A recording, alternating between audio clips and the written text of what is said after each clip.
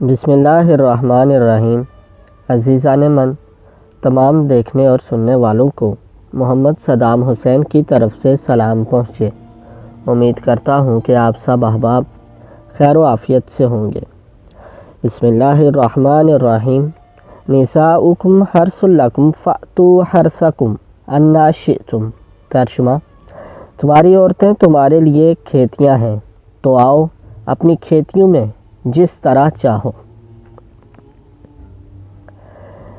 عزیزان من، جمع کے طریقے بہت سے ہیں، بلکہ ہوس پرستوں نے کچھ بیہودہ اور تکلیف دہ طریقے بھی ایجاد کر لیے ہیں۔ ان طریقوں سے بچنا چاہیے، بلکہ ایسا آسان طریقہ استعمال کرنا چاہیے جس سے فریقین خوش ہوں اور ہم بستری کے بعد طبیعت خوش و خرم اور حشاش بشاش ہو جائے۔ بہتر طریقہ یہ ہے کہ عورت چت لیٹ جائے اور مرد اس کے اوپر آئے، پھر اس کے ساتھ چھیڑ چھاڑ اور بوس و کنار کرے یہاں تک کہ شہوت بھڑک اٹھے۔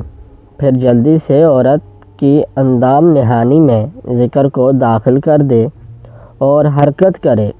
پھر جب منی گر جائے تو کچھ دیر تک عورت کی گردن سے چمٹا رہے اور ذکر باہر نہ نکالے۔ جب جسم میں سکون و قرار آ جائے تو دائیں جانب ہو کر ذکر کو باہر نکالے۔ اس میں ایک خوبی یہ بھی ہے کہ اگر اس قسم کی جمع سے نطفہ قرار پا جائے تو لڑکا پیدا ہوگا۔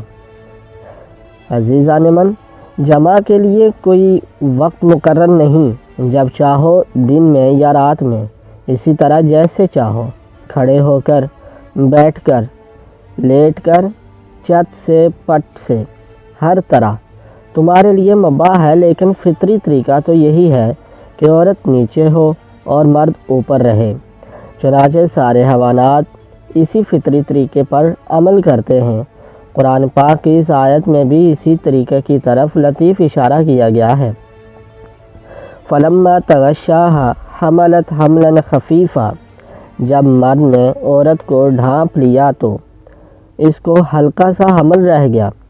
اس طریقہ میں زیادہ راحت و آسانی بھی ہے، عورت کو مشقت نہیں اٹھانی پڑتی، نیز عورت پر تھوڑا وزن آئے گا جس کی وجہ سے اس کی لذت میں اضافہ ہوگا۔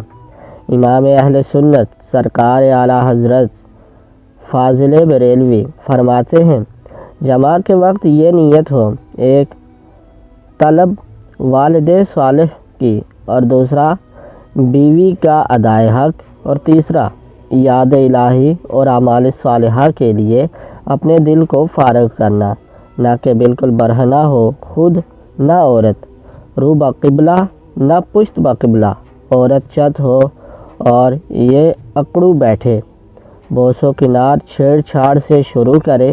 جب عورت کو بھی متوجہ پائے تو بسم اللہ الرحمن الرحیم جنبنا الشیطان وجنب الشیطان ما رزقتنا کہہ کر آغاز کرے۔ اس وقت کلام نہ کرے اور نہ عورت کی شرمگاہ پر نظر کرے۔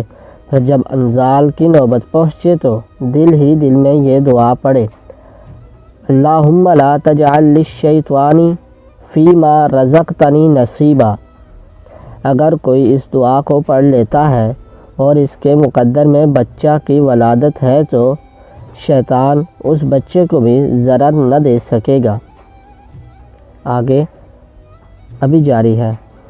عزیزان من، اگر آپ کو اس کہانی سے فائدہ پہنچا ہو تو آپ سے ریکویسٹ ہے کہ ہمارے اس یوٹیوب چینل کو سبسکرائب کریں اور بیل آئیکن کے بٹن کو بھی دبائیں، اور انشاءاللہ مزید آنے والی ویڈیو آپ تک جلدی پہنچتی رہیں گی۔